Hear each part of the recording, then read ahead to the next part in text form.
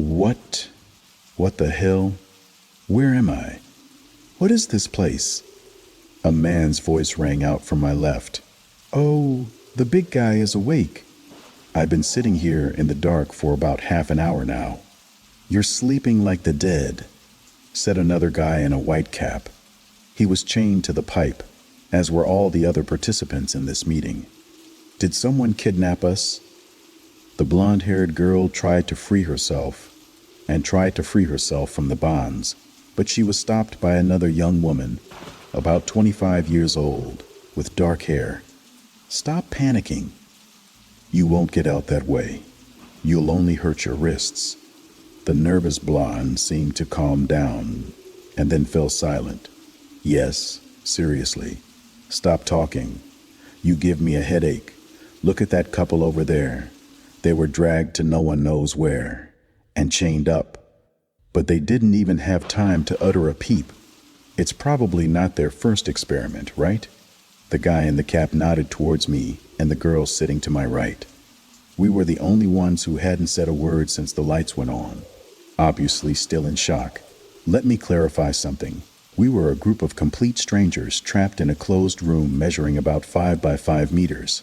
There are 6 people in total, including me, 3 men and 3 women. We were chained to a large cast iron pipe that ran around the perimeter of the room and disappeared into the ceiling. By the look of it, it was some kind of half-abandoned basement with cache, crumbling walls, broken tiles, and a single iron door. A fluorescent lamp flickered high above us, casting a dim yellow light just enough for us to look around. Someone had clearly abducted us, and they knew what they were doing. None of us remembered how we got here. Even such basic things as our names, where we lived, or our hobbies disappeared, as if someone had injected us with some kind of memory-erasing serum. But why? Does anyone remember how they got here? I mean, what were you doing before you came to this place? A muscular man with tattoos broke the short silence, and everyone turned to look at him. Me? I don't remember anything. Not what I did. Not even my name. And you. The guy in the cap turned to 2 girls, a blonde and a brunette. They both shook their heads almost simultaneously, but the quiet brown-haired girl sitting next to me suddenly perked up.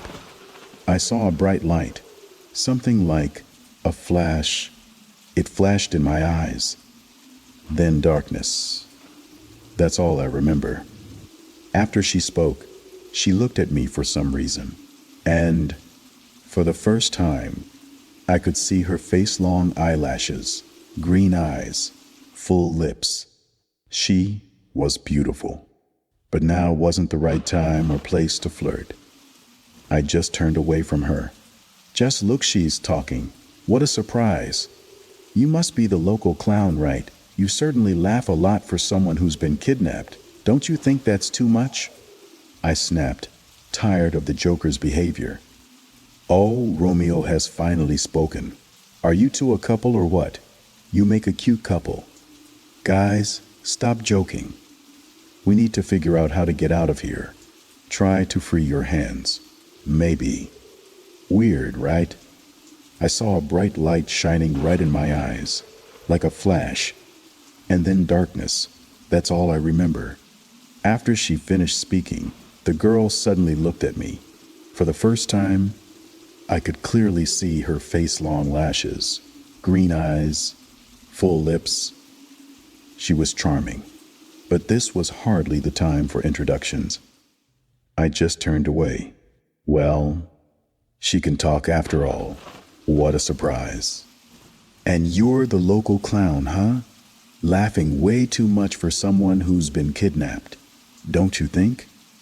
I snapped back at the joker's cheeky behavior.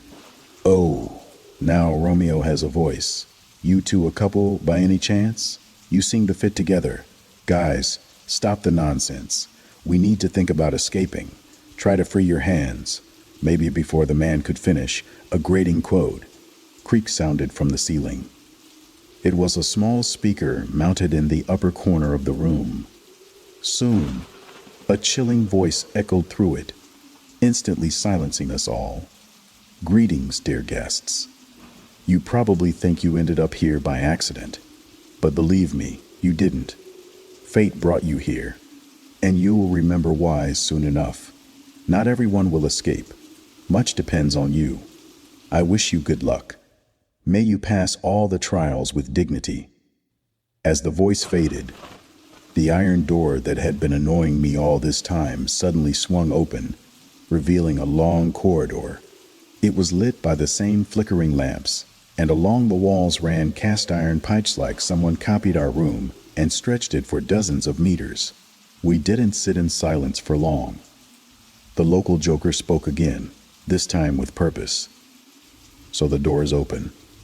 But who's gonna untie our hands? Or do we have to gnaw through the chains with our teeth? He was caught off guard when he stretched out his hands and the shackles slid off easily, clinking loudly on the floor. Not long ago, he could barely move his wrists. Seconds later, the others did the same. All 6 of us, including me, stood and headed toward the exit. So what now? They're just going to let us go? What's the point? The blonde girl asked, looking down the corridor. No way. You heard what the voice said. There are trials ahead. This lunatic set traps here and wants us to go through them. Everyone looked at the man who spoke. He had a striking appearance. Long black hair, a thick beard, muscular tattooed arms. He wore a black t-shirt with a leather biker vest and classic wide jeans with worn boots. He wasn't exactly the leader, but when the door opened, he stepped forward and shielded the rest of us with his broad back. All right then. I'll go first and watch out for traps. You all follow behind and cover each other. That way, there's a better chance no one gets caught alone. No way. You guys can go without me. I'm staying here.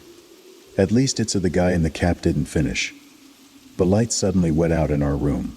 It was a clear signal that no one was staying safe in the warm room. We'd have to risk something. Our timid buddy, in a plaid shirt and an earring, clearly not brave, stepped forward, signaling he was willing to follow. Well, good. I knew you'd come around.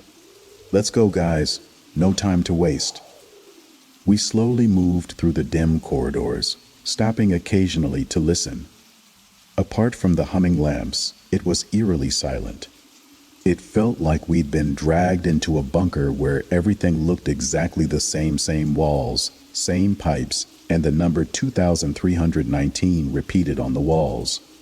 Maybe a secret code, or a time marker for some important event. I didn't know then. Tension hummed thick as we carefully scanned every step, trying not to trigger traps. Then, suddenly, we reached a shaped junction. Our leader stopped and looked cautiously to the left. We all followed his gaze and saw a short human silhouette standing in the corridor's shadow. The lamps near it were out, but about 20 meters behind it, the lights were on, outlining the figure clearly. Hey, come out of the shadows and identify yourself, the bearded man challenged boldly. The figure mirrored his steps but didn't move backward. It walked a few steps toward us, then stopped and stared silently. I noticed something odd. The closest lamp, still flickering faintly, suddenly went out. Maybe the figure controlled the electricity or just didn't want to reveal itself yet. Then, as the figure moved closer, our leader lunged at it, probably planning a fight. Suddenly, the man froze in the dark and twitched slightly. A brief calm followed. Then the nightmare began. Our leader slowly turned back toward the light. Strange tentacles pierced his abdomen, writhing in different directions. Blood poured from his mouth, but he tried to say something. I could only hear a dying croak. Then we saw it.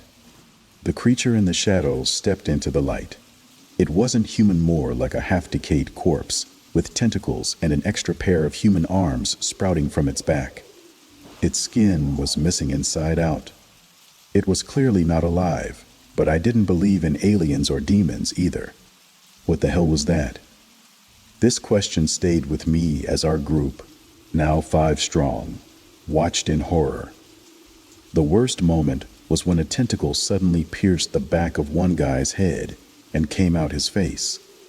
Then the lights in our sector went out. The girls screamed in terror, and we all ran toward the light. The creature chased us, trying to hurt us somewhere. Eventually, we saw an iron door with a green exit sign. It looked ironic, given the situation. Of course, no one was letting us go that easily. Behind us came footsteps and the sounds of lamps going out. There was only one way. The guy in the cap reached the door first, yanked the handle, and rushed inside. The rest of us followed, including me. I was last, struggling to find the latch in the dark and lock the door behind us. The creature could easily kill a 220-pound man. Dealing with us would be a breeze. Surprisingly, everything went smoothly. The door locked itself, and no one tried to break it down. It was a trap. I realized this when I stepped aside, and the floor disappeared beneath me. My body tumbled down with the others. We fell into a deep, cold pit that sucked away all positive energy, leaving only despair and fear. Fear of something unknown, lurking in the dark. When I stood up and looked around, I saw a lamp that looked like a kerosene lantern, but instead of fire, it had a bright white orb inside. It sat on a neat, square stone, the only light source, but not enough to illuminate the whole room. "Hey, is anyone alive? Help! I think I twisted my ankle," pleaded a girl's voice from the darkness. The voice was hard to locate. "I'm alive too. Damn, my tailbone hurts so bad," said a guy nearby. He helped a blonde girl stand, and they hobbled toward me. 2 more silhouettes emerged from the dark. The brunette came out first, followed by the green-eyed girl. "Tell me I'm dreaming. What is this place, and why are we here?" "No, it's not a dream," I said, still staring at the lantern's light like I was spellbound. "This is too real. More like a test." "A test? A test for what? How long until we die? Did you see that thing? It tore the guy apart. We were thrown to monsters as fresh meat. Come on, don't be so primitive. Didn't you notice?" That creature stood still and didn't attack. It couldn't catch anyone, though we ran like snails. I'm sure if our big guy hadn't charged it, he'd be alive with us now. "Guys, enough fighting. Let's get out of here, and then we'll figure out who's right." The feisty brunette stepped forward toward the lantern. The others followed, since standing alone in the dark wasn't a great idea. I don't remember exactly what triggered our next trial, but as soon as one of the girls picked up the lantern, a dry crack sounded from the darkness like bones snapping. At first, I thought I imagined it, but the sound repeated, much closer this time. Whoever it was, they were approaching fast, and my breath caught in my throat. I couldn't hold it any longer, grabbed the lantern and shone it toward the noise. My heart nearly stopped. In the dim light, I saw a gaunt figure moving toward us with jerky, unnatural motions. Each step made its torso bend unnervingly, producing the crunching sound, and its head swiveled as if sniffing. The unknown's face was wrapped in dirty bandages, and it wore a ragged hospital gown. It couldn't see, but it kept walking straight toward us until I shone the light on it. The moment the light hit the creature, it froze in place. "Who are you, and what do you want from us?" the blonde girl shouted at it. No response. The thing acted like a statue, hoping we wouldn't notice it. My instincts told me that approaching or trying to be a hero like our late friend would be fatal. Neither I nor the other guy dared to move. Meanwhile, the creature just stood silently, watching us with invisible eyes. We might have avoided serious trouble if another dry crack hadn't sounded from the right. I turned to see another figure rapidly approaching. Same story. When the light landed on the new creature, it froze too. But the first one, deprived of light, moved again. If there had been only two monsters, maybe we could have controlled the situation. But soon, the crunching came from all sides, as if we were being surrounded. "You got to be kidding me," I shouted, swinging the lantern between the various silhouettes. Soon, there were too many to keep track of. Only one option left: run. We dashed blindly toward the silence and found a corridor leading upward.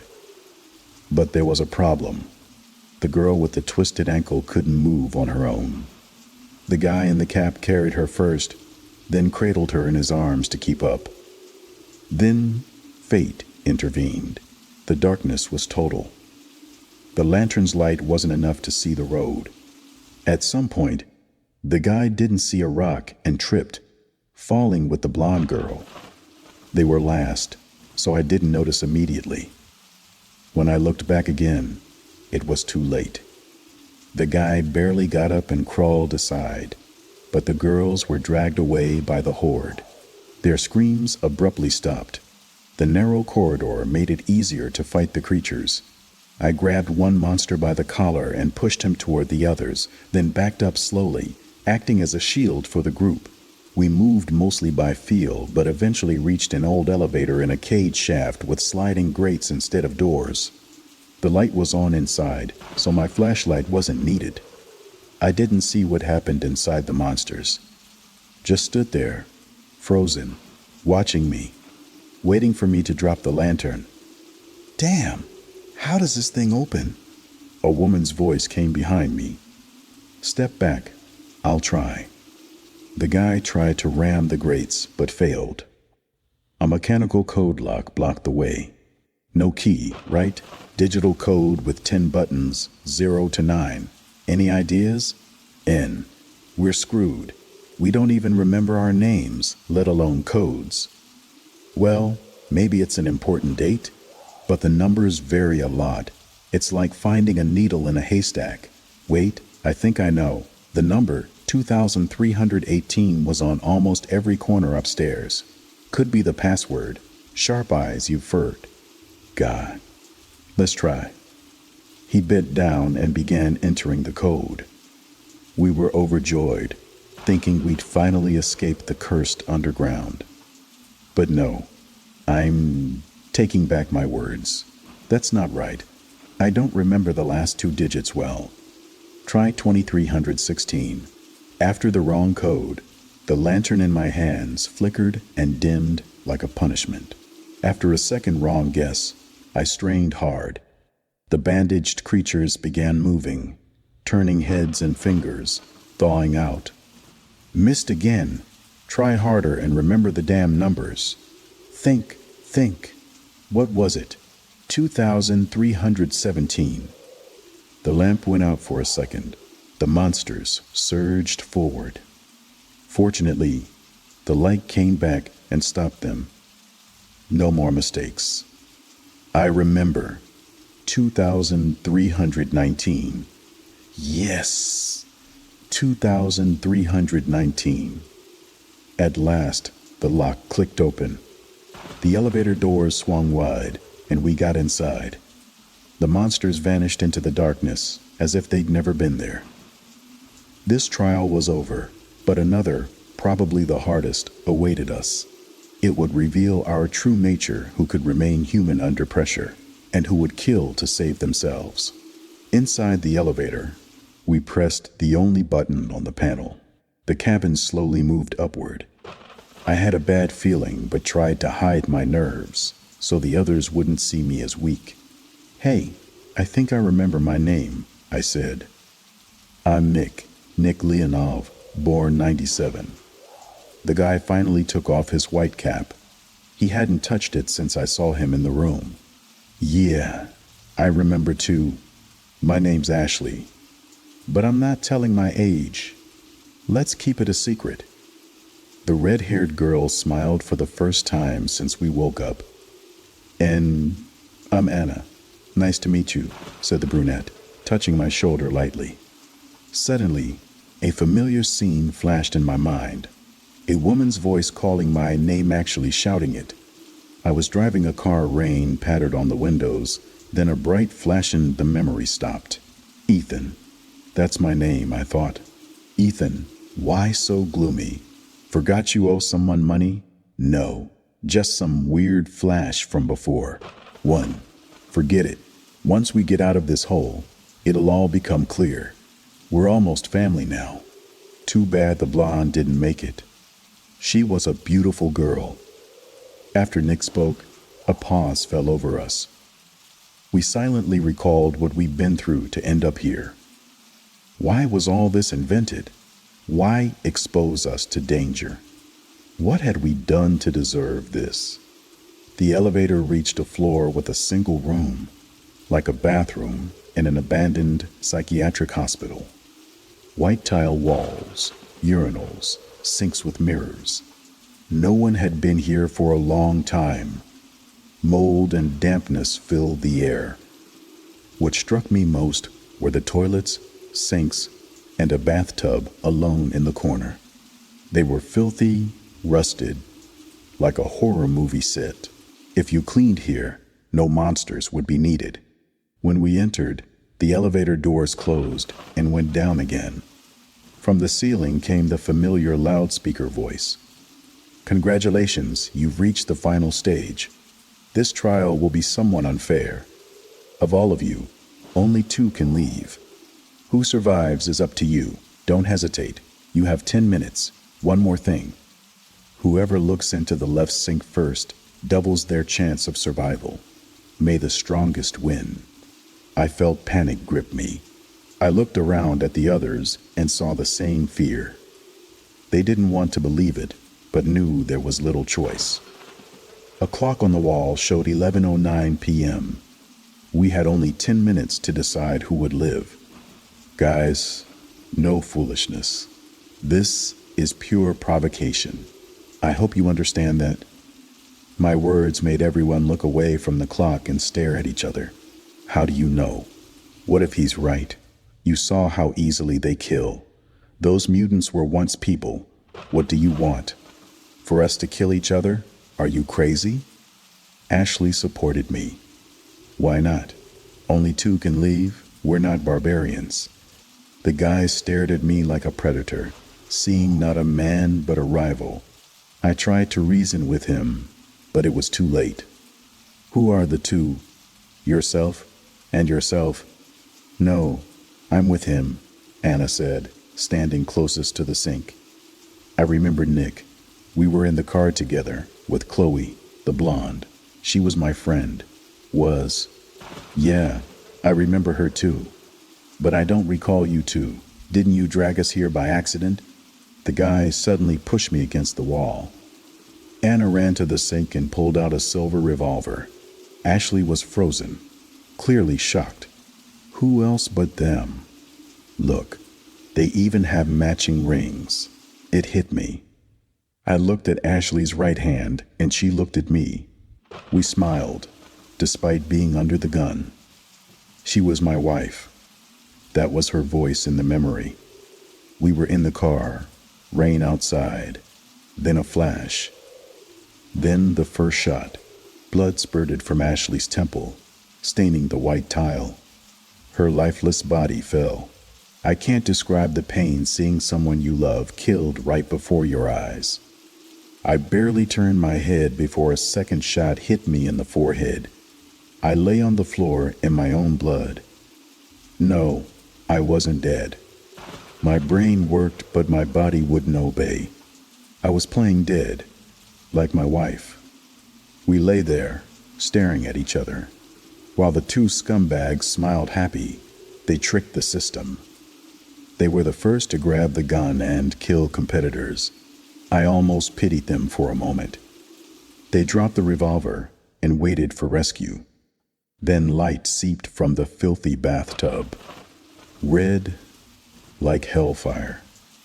The room filled with screaming. Bloody tentacles crawled out, like the demons in the corridor. You can guess, what happened next.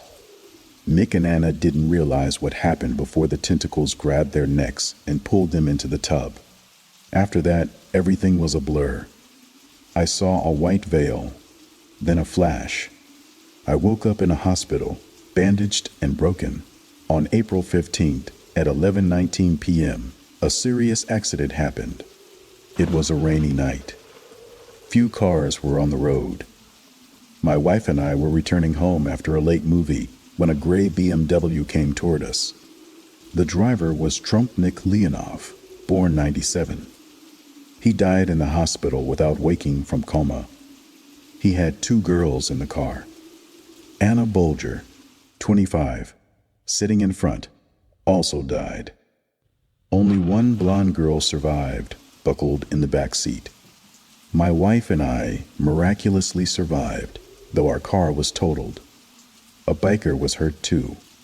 He was riding his Harley behind us and couldn't avoid the crash. He was thrown onto the sidewalk but recovered quicker than the rest. His name was Andrew. Maybe I'd write it off as my imagination, but my wife, Andrew, and Chloe confirmed they saw those terrible corridors too. The voice over the loudspeaker, the monsters probing our souls for weaknesses. It was a test who deserved a second chance and who deserved to burn in hell for their rotten souls. Andrew passed faster, sacrificing himself for others. Chloe was a kind soul. She didn't harm even flies. The entity chose her as a victim to observe others' reactions. Yes, that pit with the lantern. Nick tried to help, but mostly to look like a hero. When we fell, the guy pushed the girl aside and crawled to the light. The others failed too. Anna and Ashley did nothing. That was another stage. The final one. Everything was decided. There's a moral here, but I'll leave it to you to find. I just want to say that after that accident, I reconsidered a lot. I believe there's something after death. Maybe soul rebirth, or the classic division. Some to heaven, some to hell. But something definitely awaits. And I truly believe that.